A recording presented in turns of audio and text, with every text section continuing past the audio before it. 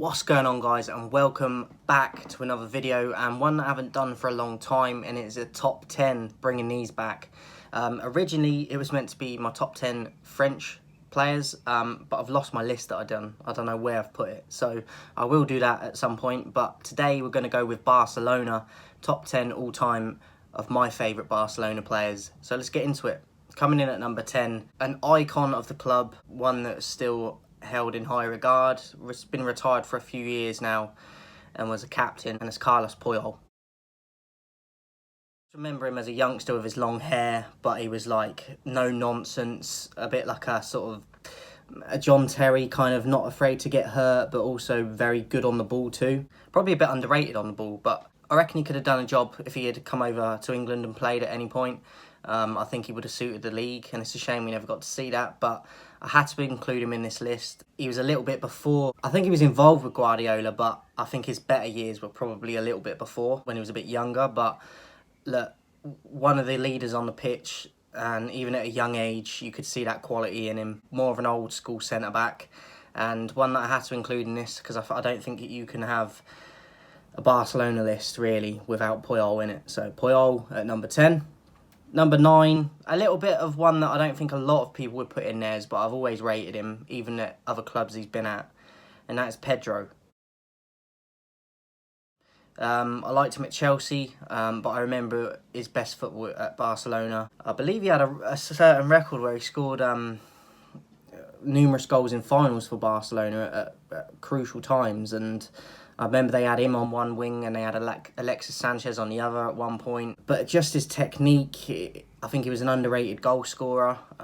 Tricks, pacey, good on the ball, fitted into a system well, could play different positions if you actually needed him to. And one that I've always really highly rated, and he's still doing well now. He's playing for Lazio in Italy. So Pedro at number 9.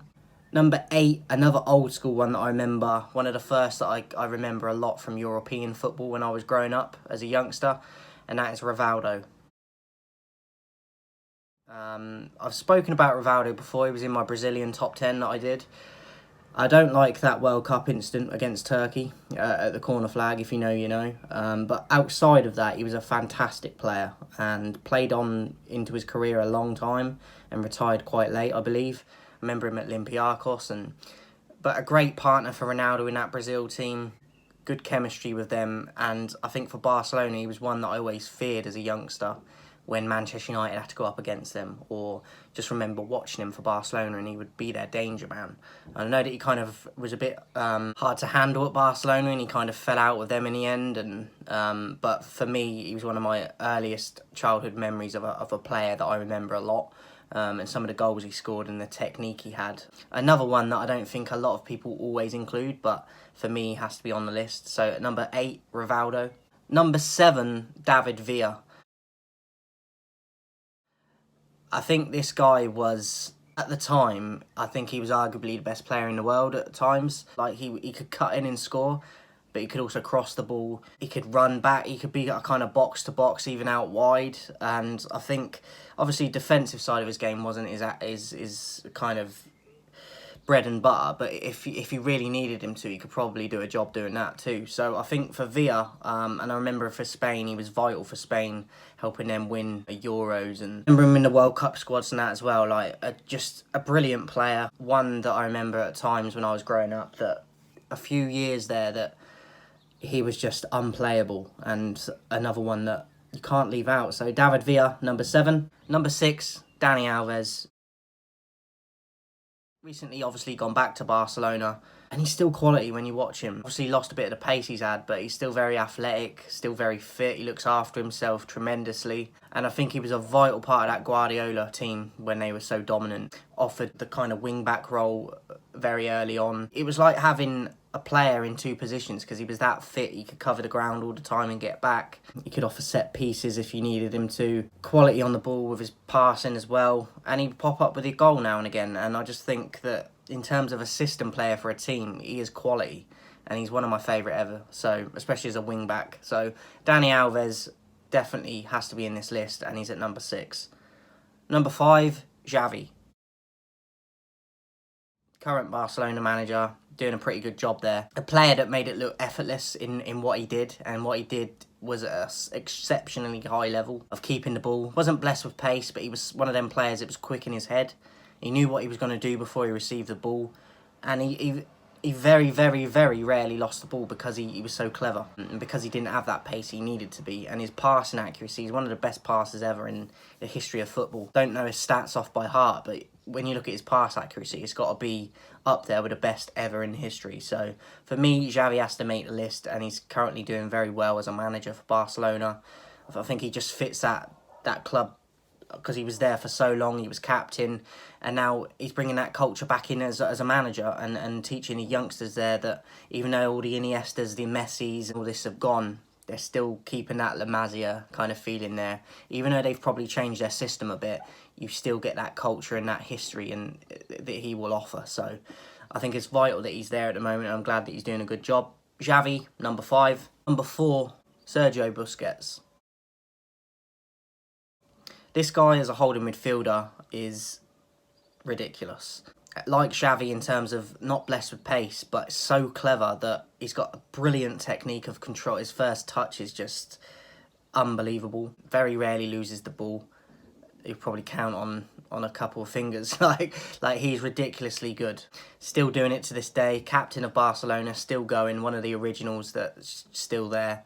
And for me, a bit underrated. I think certain people do rate him, but he doesn't always get spoken of as highly as like your Messi, or which is a little bit understandable. But even when you're comparing with Alves, Xavi or Iniesta, or even a Rivaldo, sometimes he doesn't always get mentioned. But in terms of his importance in that Guardiola team when they were so dominant, and obviously still being there to this day, and offer a bit like Xavi, offering that history and the experience and the culture of the club and the values of the club, teaching the youngsters coming in now is vital. And he's still brilliant nowadays. Obviously, he's even slower than he was, and he was never blessed with pace, but he's so clever on the ball, positional sense, just great. And he will make the odd mistake, but it's very rare.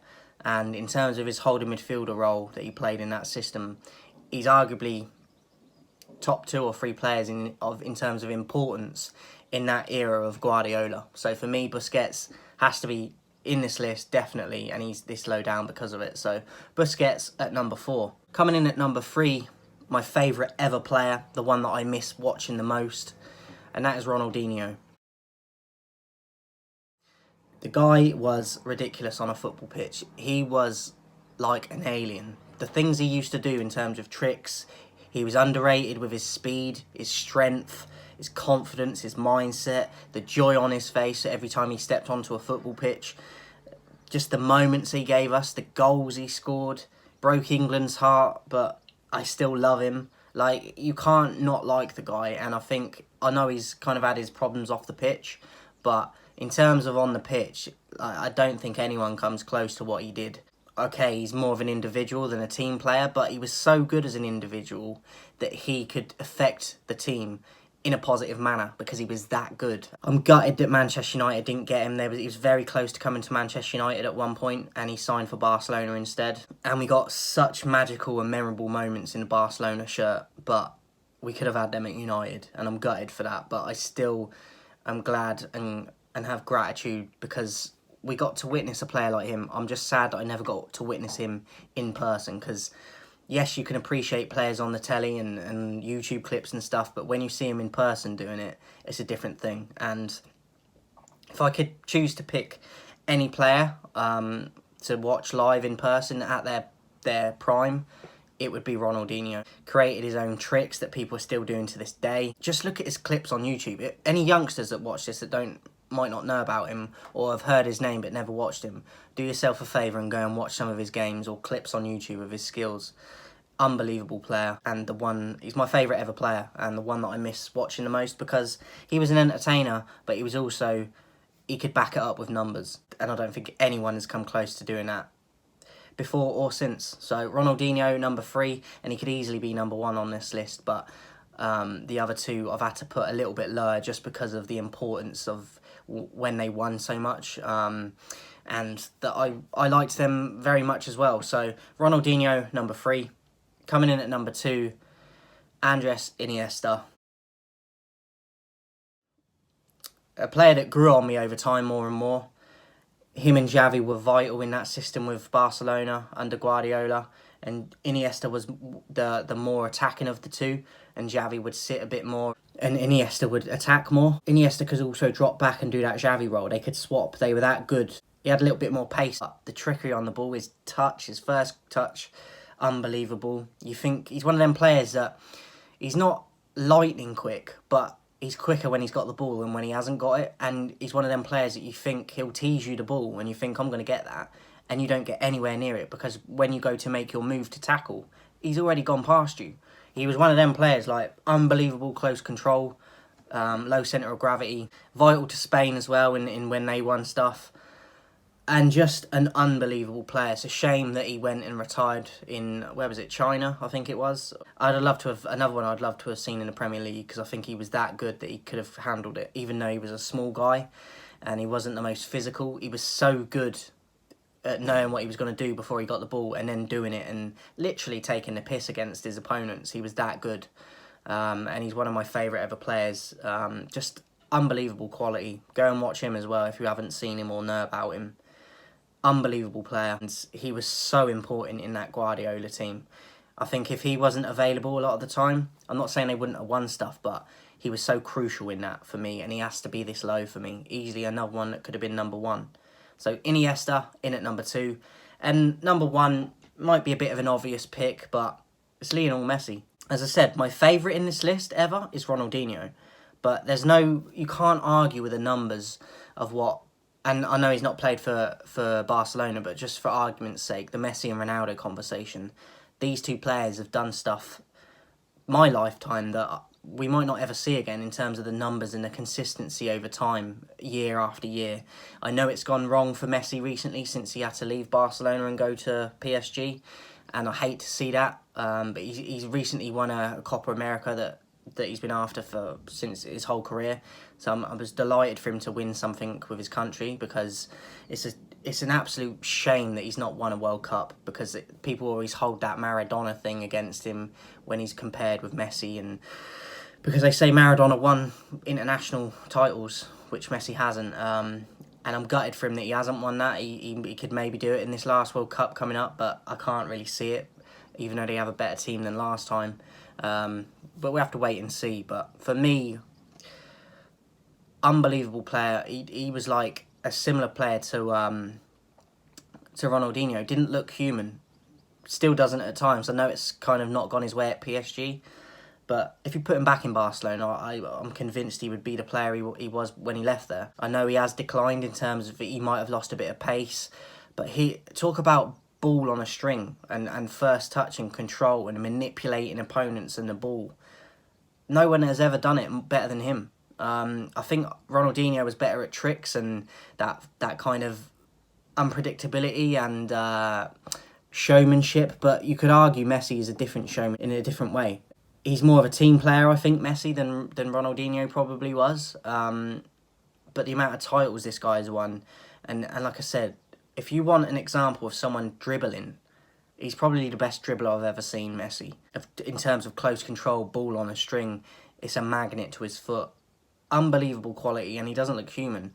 He still does things when I see him for even in World Cups and things that even if they're struggling, just the control he's got, and a pass he might make or a move he'll do where another one like Iniesta where you think you're going to get the ball and he puts it and dangles it out there like a carrot and then takes it away before you can even get close. For me, I would edge it to Ronaldo in terms of if you're going to do that debate of Messi and Ronaldo, because I think Ronaldo is more rounded and I think that he's won more stuff and he's won the Euros, which I know Messi can't win because of where he's from in his country, but I think Ronaldo has definitely had to work harder than Messi. I think Messi's more of the natural talent, but I would edge it to Ronaldo if you're going to go for that debate. But it's no slight on Messi. I know, like, he's an unbelievable player, and I think that he's definitely arguably top 3 ever in the world, in the history of football. We might have to do a video on that.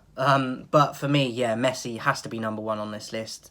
Guardiola built that team around him, and rightly so. The quality they had in that team. You had Xavi, you had Iniesta, you had Busquets. Ronaldinho was there when Messi got brought in. And even Ronaldinho said that this kid's going to be special. He could see it early on, before he even got to that level where he was showing it in glimpses, but he knew what was coming and ended up achieving a lot more with Barcelona than Ronaldinho did. On a personal level, as I said, I prefer Ronaldinho, but just in terms of showing your respect, and that's why Ronaldinho's not number one for me, because he didn't win as much, and I do factor that into some of my top tens. But to be honest, from 3 to 1, any of them could be number one. But Messi, I think you can't not have him at 1 for what he's done. And even if he doesn't win anything with PSG, like on a Champions League, they're gonna win a French league. He's probably gonna win a couple there at least. But even if he doesn't win a Champions League there, what he's done through his career up to before he go into PSG, it's going to be hard to ever see that again. I don't think we'll ever really see a player like Messi again. So I'm just appreciating him while he's here. And I know, like, he's beyond a player. Do you know what I mean? He's that good. So that is it for my top 10, guys. Top 10 all-time Barcelona players. I hope you enjoyed it. I'm probably going to do a Real Madrid one next, just because of the El Clasico, and then I'll probably bring the French one after the Madrid one. I've got to redo the list because I've lost it like an idiot. So I'm going to do the Madrid top 10 next. So look out for that. That'll probably be in the next couple of weeks, guys. I hope you enjoyed it. Let me know your top 10 in the comments, and just memorable moments from certain players off this list as well, or who you would have included that I haven't put on. Hope you enjoyed it, guys, and I'll see you soon.